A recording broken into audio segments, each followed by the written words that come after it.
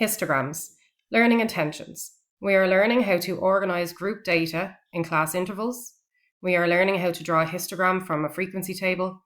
We are learning how to label and scale axes correctly. Success criteria. I can identify the class intervals and frequencies from a table. I can draw bars with the correct width and height on a histogram.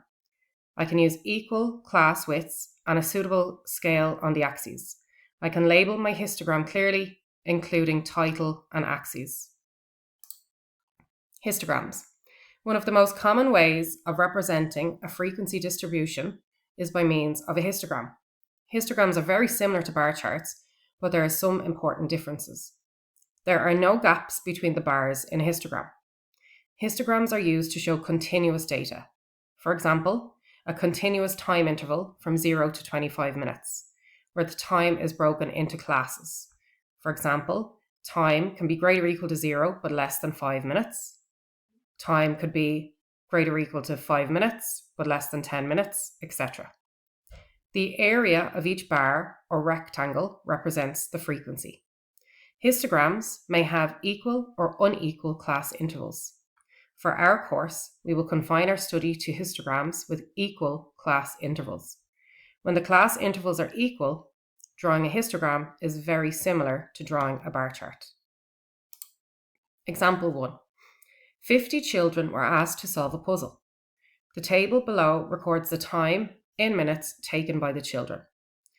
So the first row is time in minutes, and that's going to be our x-axis, so our horizontal axis. And the second row is our frequency, so the number of children, so that's going to be our y-axis. We're going to draw a histogram to illustrate this data. So 6 children took somewhere between 0 and 5 minutes to solve the puzzle. We don't know exactly how long they took, but it was greater than 0 minutes and less than 5 minutes. 10 children took somewhere between 5 and 10 minutes to complete the puzzle. 16 children took somewhere between 10 and 15 minutes to complete the puzzle. 12 children took somewhere between 15 and 20 minutes to complete the puzzle. And 6 children took somewhere between 20 and 25 minutes to complete the puzzle. 50 children is the total. It tells us this in the question, but if it didn't, we would add up the frequencies. 6 plus 10 plus 16 plus 12 plus 6 is 50. So time in minutes is going to go along our x-axis. So we're going to draw in 0, 5, 10, 15, 20, 25. We don't go past 25 because that's the highest number on this row. Make sure that your gaps are equal. So I've gone for 2 gaps width. You could have gone for 1 gap, 1 square across, or you could have gone for 3. It doesn't matter so long as they're equal in width. So that's time in minutes. We then need to label our axis, time in minutes. Now our biggest value on our frequency is 16. So our y-axis needs to go up to at least 16. So I've gone in 2s. So this would be 0, 2, 4, 6, 8, 10, 12, 14, 16.